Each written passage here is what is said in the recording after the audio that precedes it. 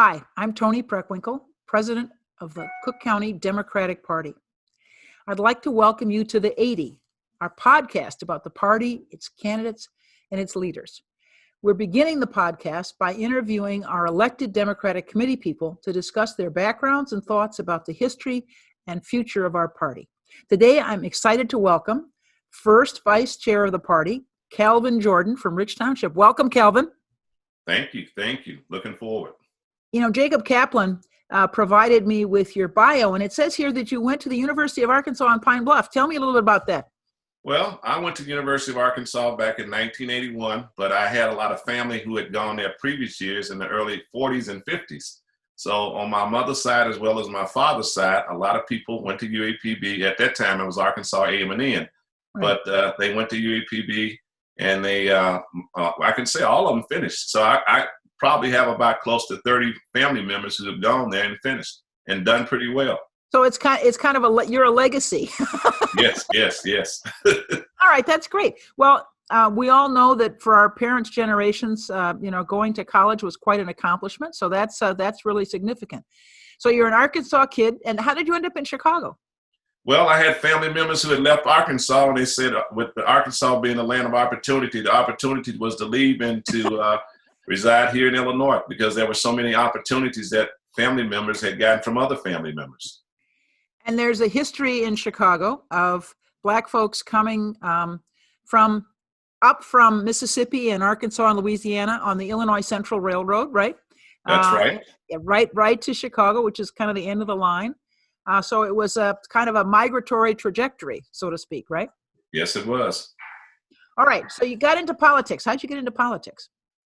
Well, I first started off, believe it or not, even as a kid in the late 60s, and when I say 68, 69, was passing out little leaflets and flyers for Winthrop Rockefeller. Oh, my goodness. And, yes. So he was governor of Arkansas, right? Yes, he was. So part of the Rockefeller dynasty. That's right. All right. So you're a big supporter of his. All right. And then you came to Chicago, and what happened? Well, when I came to Chicago in I finished college in 1985, but actually I moved here in 86. I ended up reaching out, and at that particular time, I knew a lady by the name of Miss Dunnings, who was actually John Stroger's sister, and she told me to reach out to her brother. Well, I knew of him, but I didn't know him, and I went in and I introduced myself, and I told him I had an interest in just helping out. I had a job at that time, but not thinking about anything else, and from one thing it led to the other. And as I got involved and started working with them, I got a chance to meet a lot of people throughout Cook County and met a lot of different aldermen, met the governor and various other office holders. So you got into politics in Arkansas before you even went to college, and then when you got to Chicago, you continued to work in political campaigns. But tell me about Rich. You're the committeeman for Rich Township.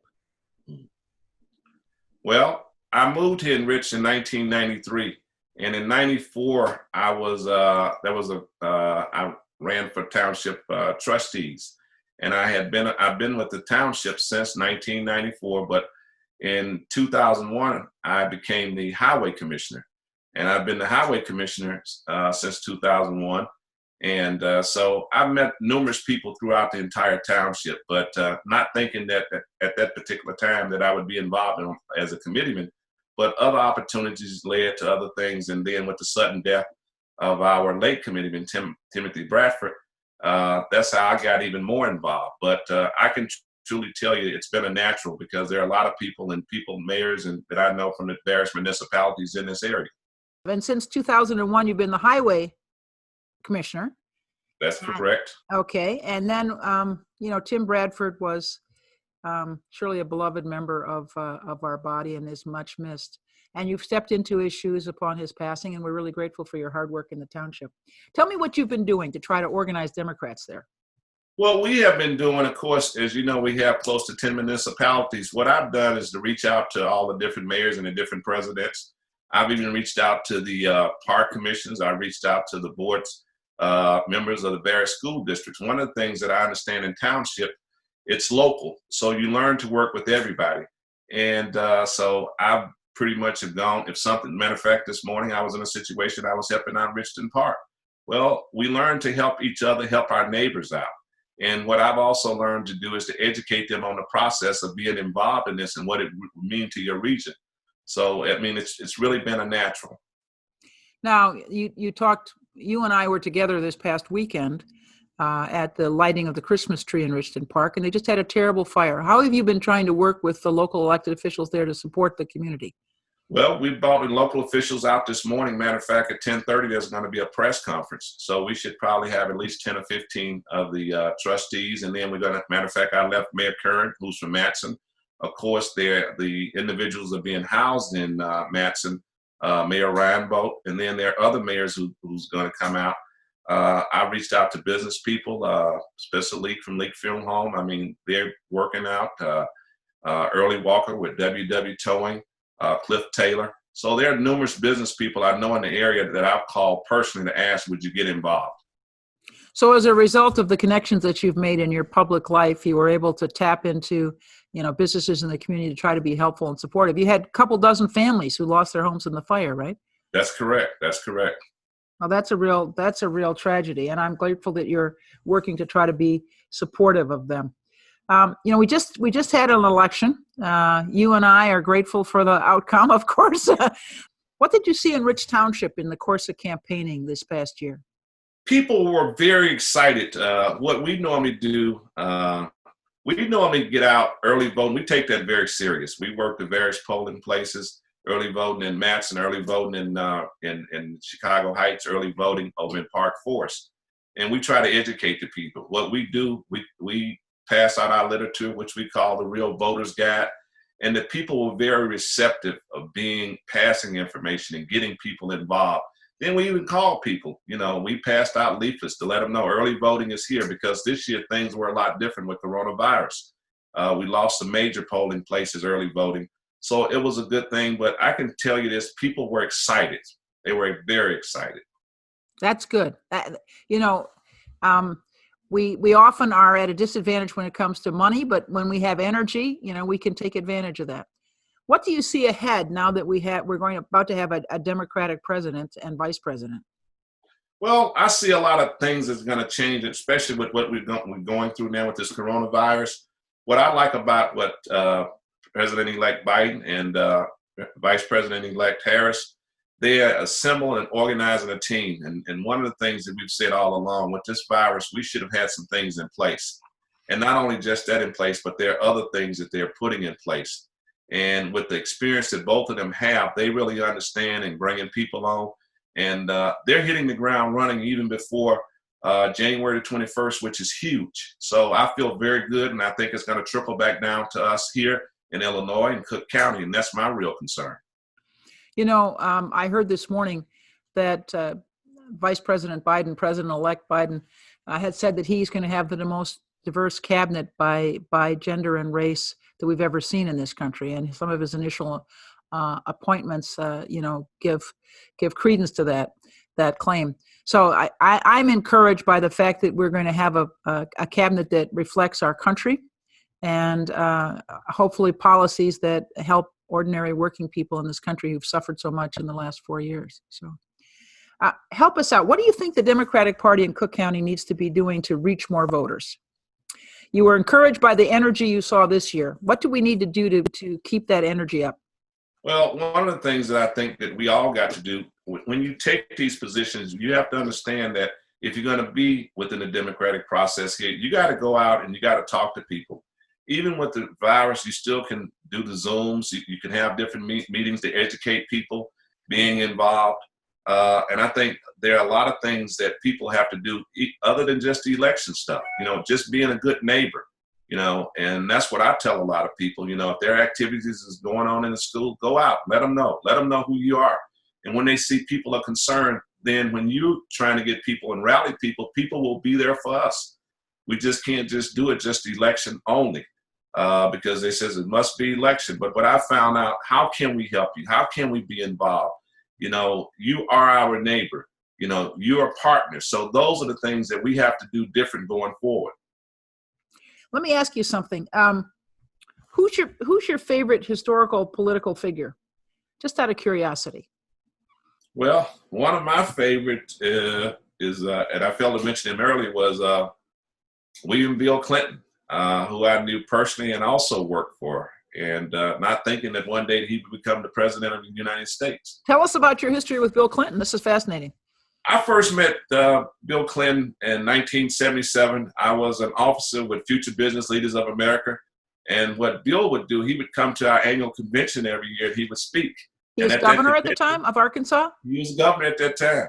And I met him in 1977 personally.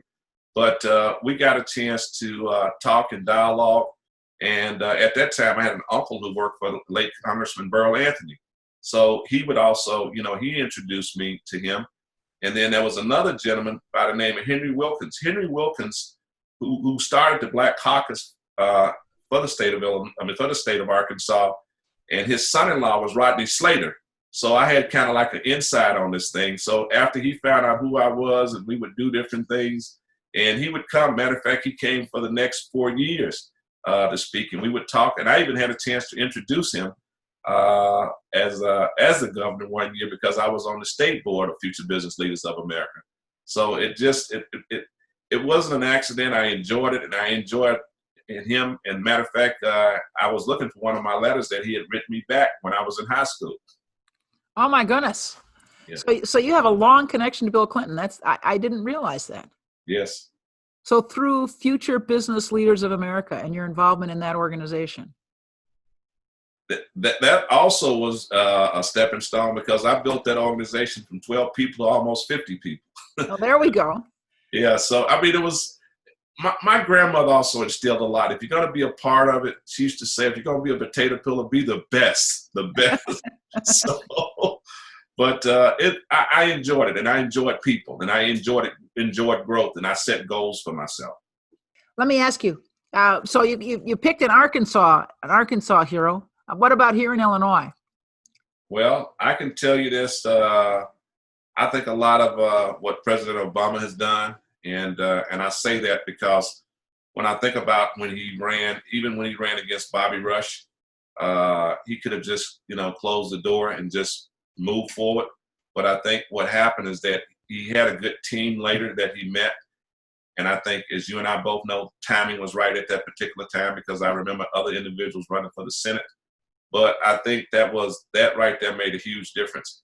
And I also would say, if he had won and became the congressman, I don't think he would have been in a position where he was able to run for president. So it was a blessing in disguise. That was a very tough race. That's, for those who may not be familiar, that was the 2000 race in which he ran for Congress in the 1st Congressional District against the incumbent Congressman Rush, and got thrashed. Mm-hmm.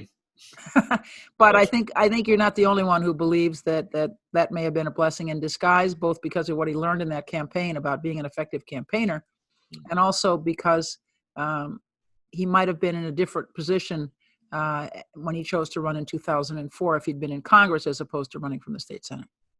That's correct. So, all right. Well, listen, I'm really grateful to have an opportunity to talk to you today. Are there any things that we didn't cover that you want to mention? Well, first of all, I want to say this to you, Madam President. I believe in what you've done, and I want to commend you for being the not only leader for the Democratic Party, but I want to commend you for being the president of the Cook County Board. After spending close to 6 years there are things that you understand and you can appreciate, but you've made a lot of great decisions. And when I look at that budget, and you've had to do things, but you have been able to maintain and still deliver the services that we have to have for county. Because a lot of times people don't think about the hospital, the courts, the jails, and I know it's a heavy burden. Then you have the other commissioners. And, I recall it back in the day when it used to be at large, but now you got the single member district. Sometimes it can be a little tough because, some people want to do other things. But I commend you, and I feel that you have been the best president of the Cook County Board that they have ever had. And you've balanced this budget, and I say it to people all the time. You got to be there to appreciate it, because you deal with so many other things, from the unfunded mandates and just what you do on a day-to-day basis. So I commend you again.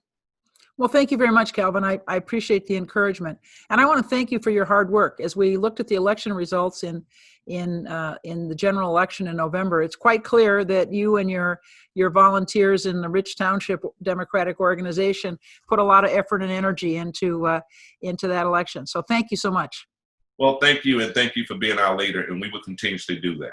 All right, thank you very much. This is Okay. Calvin Jordan. You're a member of the executive committee, first vice chair of the Cook County Democratic Party. Thank you for joining us. Well, thank you for having me.